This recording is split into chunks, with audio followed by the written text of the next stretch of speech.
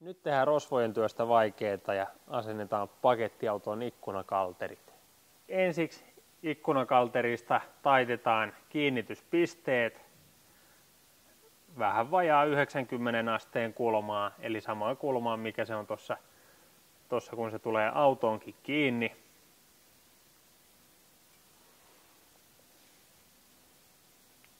Ja nyt on kiinnityspisteet taiteltuna, niin sovitellaan sitä tuohon paikalleen. Ja sitten lyödään kiinni. Ja kiinnitys tapahtuu porakärkiruuveilla, jotka toimitetaan kaltereiden mukana.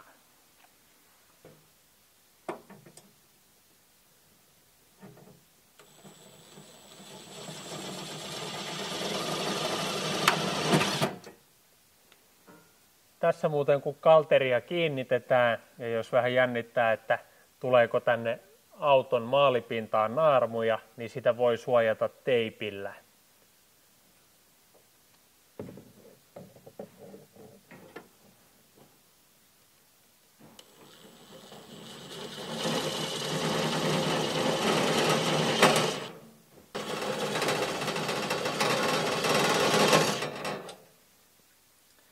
Ja liukuoveen sama homma, eli laitetaan sivuoveen myös kalteri.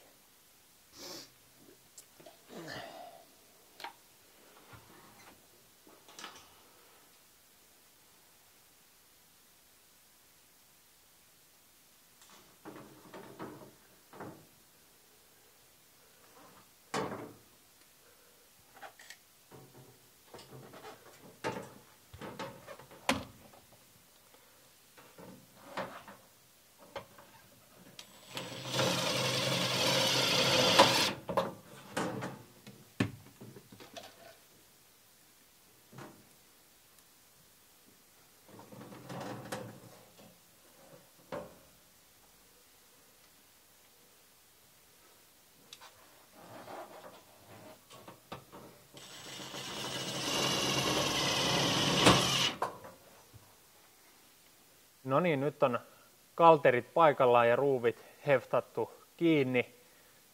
Nyt viimeisenä laitetaan vielä liimat jokaisen kiinnityspisteen väliin, ettei ne tärinässä pääse irtoamaan. Mulla on toisessa kädessä liimaprässi ja toisessa kädessä kone. Ja mä dippaan vaan ton ruuvin tuolla liimassa silleen niin, että siihen tulee tommonen pieni liimakerros. Ja sitten laitetaan se kunnolla kiinni.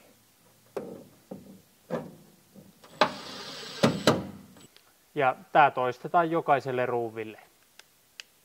Nyt on kalterit paikallaan ja liimat välissä ja tähän pakuun ei ainakaan enää ihan niin helposti murtauduta. Kiitos kun katsoit videon.